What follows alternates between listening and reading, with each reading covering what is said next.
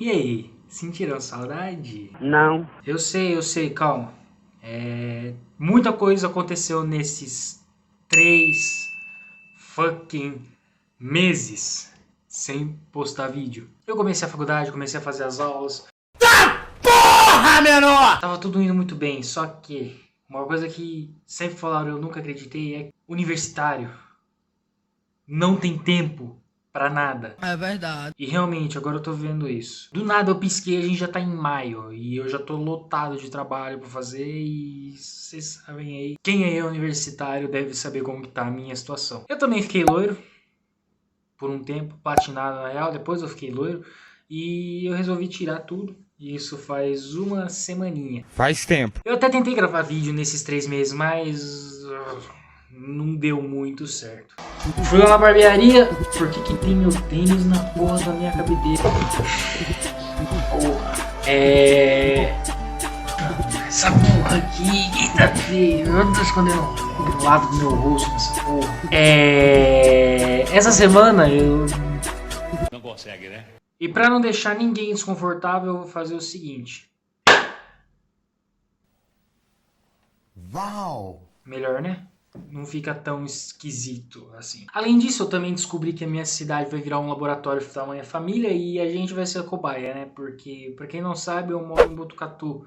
E a AstraZeneca ou AstraZeneca, vulga a empresa que faz a vacina de Oxford, ou a vacina de Oxford, eu sei lá, vai vacinar toda a população adulta da minha cidade. Já começaram até, inclusive, com alguns profissionais da saúde. Mas isso vai servir como um estudo. Fudeu de vez! E eu, como sou um atual estudante de Direito, vocês podem até ver aqui, ó, que eu tive que colocar essas duas prateleiras porque meu armário não tá mais dando de livro, não.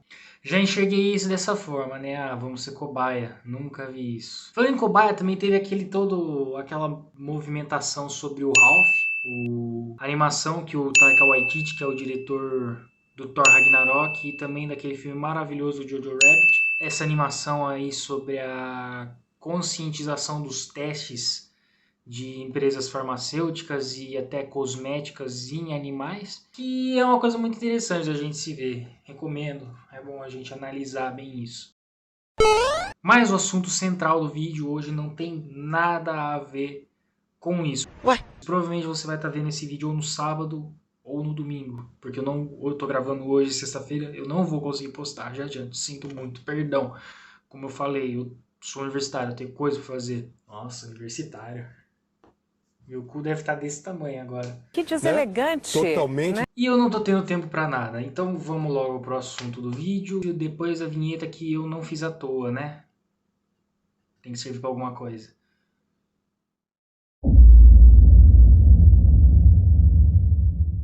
Bom, o assunto do vídeo hoje é mediocridade. Que viagem é essa, velho? Você está se perguntando, o que é mediocridade? Bom, você está no lugar certo, porque nesse vídeo eu vou te explicar o que é mediocridade e o mais importante, eu vou te ensinar a não ser uma pessoa medíocre.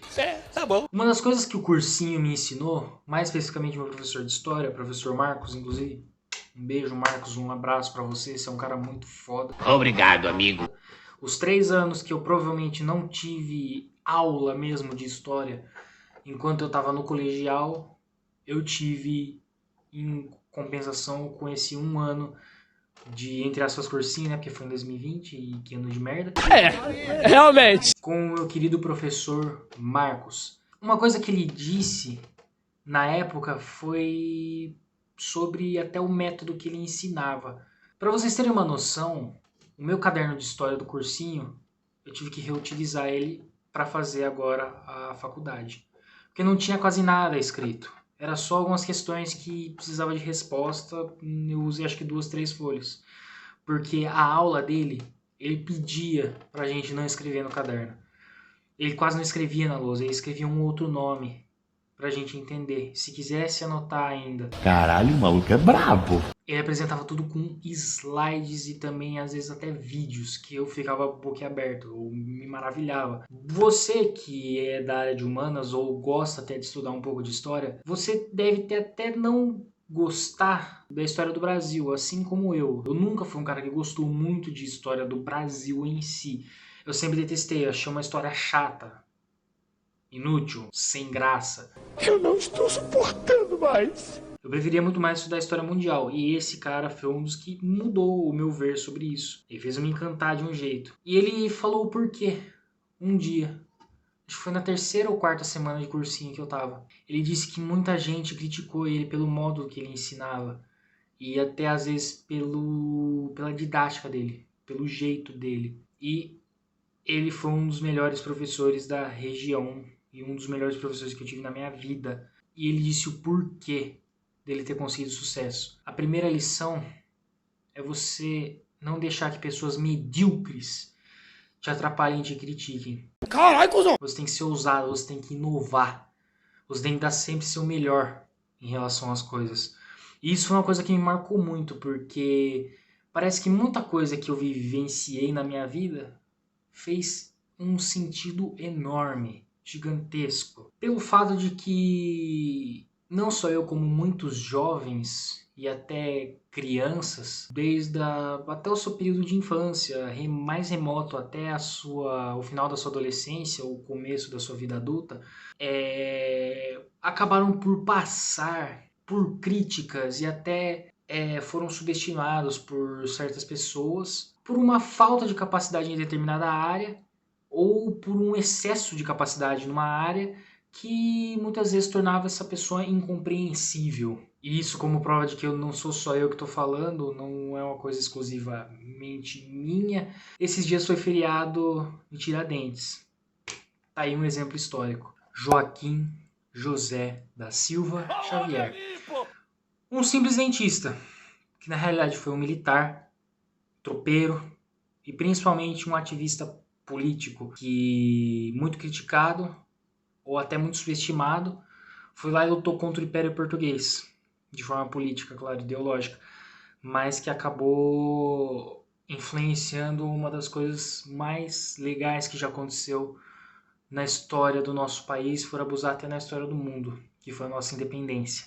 Como outro exemplo histórico, a gente tem, por exemplo, Einstein, que já adianto para vocês, aquela nota dele em matemática, muitas é verídica sim, só que é uma coisa que não é que ele ia mal em matemática. É uma coisa que aconteceu uma vez. Ele sempre foi uma pessoa muito inteligente em matemática, só que a curiosidade é que Einstein era autista. E ele foi um pioneiro, um dos maiores gênios da humanidade. Foi lá e criou uma teoria que quebrou as pernas da física clássica e mudou totalmente o nosso senso de percepção em relação ao universo, tanto de forma astronômica como de forma molecular, química.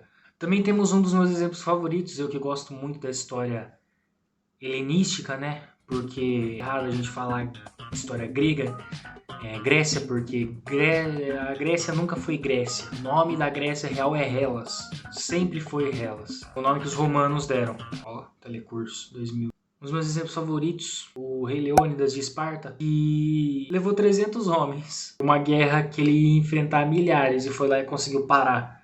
Um puta de um avanço. O cara é foda, patroa. Pegando um pouquinho antes, a gente também tem Temístocles, o próprio Milcíades, o Fidípides, que esses três participaram da Batalha de Maratona. Esses exemplos que eu dei em comum, eles foram muito criticados por uma falta ou até mesmo excesso de capacidade, como eu disse, em umas áreas, ou até um pensamento mais abstrato ao ver dos outros sobre determinado assunto, que muitos acreditaram ser improvável, acharam ser estranho. Uma pergunta que eu deixo para vocês, será que não foi exatamente isso que levou eles ao sucesso? Será? Levou eles a serem lembrados, deixaram um legado que mudaria a vida de milhões ou bilhões de pessoas? Pois é um questionamento que eu levei muito adiante por certo tempo e que acabou sendo motivo para eu fazer esse vídeo aqui. Porque muitas vezes eu fui subestimado na minha infância ou na minha adolescência por falta de capacidade. Às vezes eu não me dava bem em matemática, por exemplo. Não, pera aí. Às vezes não, né, o arrombado? Quase sempre, você quer dizer. Vou até ver se eu acho o boletim e coloco aí na tela, porque puta merda, era triste a situação.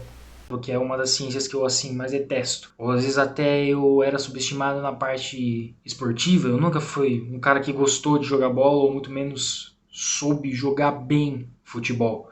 E hoje, fazendo uma análise fria sobre o assunto, dá pra ver que muitas pessoas que já me criticaram naquela época acabam por ter uma vida medíocre.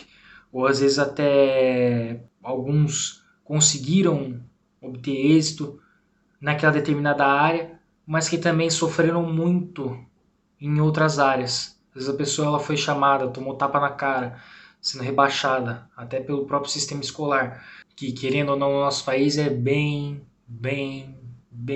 falho, é bem injusto. Se você for parar para ver e fazer uma análise novamente fria sobre o sistema educacional, não estou falando assim sobre a estrutura em si, mas eu estou falando sobre o sistema com o qual a educação é desenvolvida no Brasil, a gente sofre e muito para conseguir desenvolver as nossas capacidades. O sistema educacional do Brasil não é uma coisa que te ajuda a florescer, que te ensina, é uma coisa que te atrapalha. Se você, por exemplo, tirar 10 ou até o professor quer te dar 13, 15 em ciências, em biologia, e você vai lá e tira 4 em gramática, dando um exemplo, sendo que a média do seu colégio é 6, ou 5, ou 7, tanto faz, você vai lá e você repete de ano.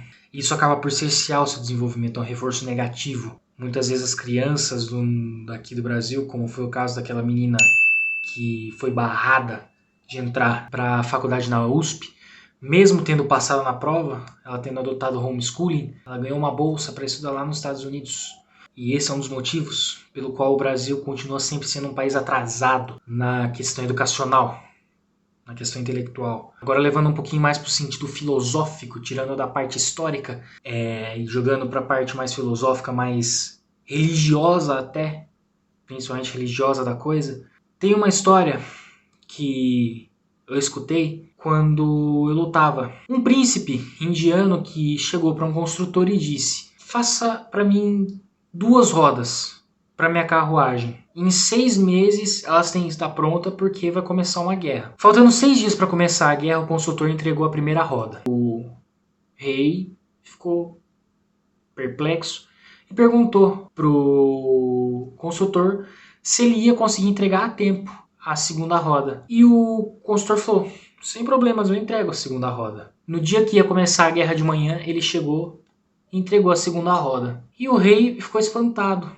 e perguntou: mas como você conseguiu? Por que você demorou quase 6 meses para fazer uma roda e na outra você fez em menos de 6 dias? O construtor pegou a primeira roda, a que ele fez em quase 6 meses, e jogou. Fez ela rolar. Ela rodou por um tempo e parou no lugar, equilibrada. Não caiu, não deitou. Caracas. Ele pegou outra roda e rolou também. Deixou ela aí. Ela andou a mesma distância, só que chegou uma hora que ela deu uma volta no próprio eixo e tombou. Ela caiu. Aí o construtor disse: essa primeira roda que eu fiz, eu trabalhei nela por 6 meses. Coloquei esforço, fiz ela de forma perfeita, sem nenhuma imperfeição, sem nenhuma rugura, sem nenhum desequilíbrio. Já a segunda eu fiz em 6 dias. Ela vai funcionar, mas ela está desequilibrada, tem certas imperfeições e por isso que ela caiu. O rei perguntou qual era o nome do construtor. O construtor pegou e falou: meu nome é Siddhartha Gautama. Ele era o Buda. Porra! E uma das lições que dá para trazer com isso é que tudo aquilo que você faz com amor, você faz com apreço, você faz com o seu talento, com a sua vontade, sai bem feito. Já tudo aquilo que você faz por fazer, só para cumprir uma meta, só para cumprir um parâmetro básico, vai ficar imperfeito.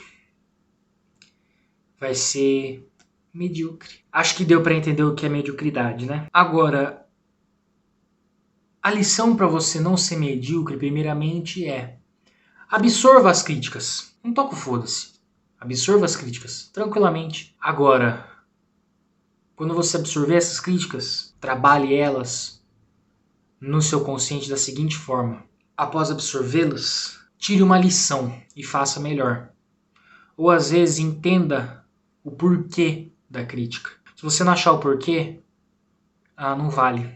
Ainda mais se essa crítica vier de uma pessoa medíocre, que faz as coisas só por fazer, ou às vezes só para subestimar os outros, para rebaixar os outros, ela também não vale. Faça as coisas com amor, faça as coisas de acordo com o que você gosta. Faça as coisas do jeito que o seu coração e o seu corpo e a sua mente entendem que deve ser feito. E o mais importante, faça as coisas com excelência. Nunca faça as coisas meia boca, porque se você fizer as coisas por meia boca, você vai acabar sendo uma pessoa medíocre. E é via de regra que as pessoas medíocres nunca são lembradas. Muito pelo contrário. São as pessoas medíocres que mais quebram a cara. E isso eu falo por experiência própria.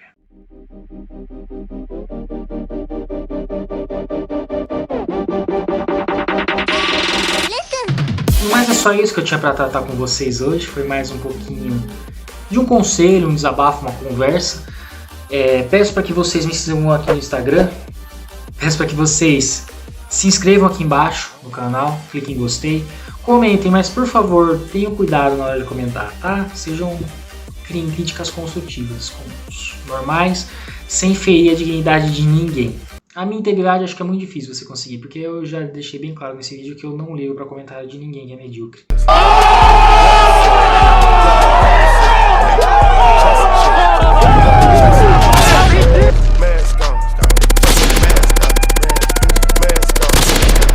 Por favor, ative o sininho para poder receber as notificações quando eu postar vídeo. Também um feliz Dia das Mães.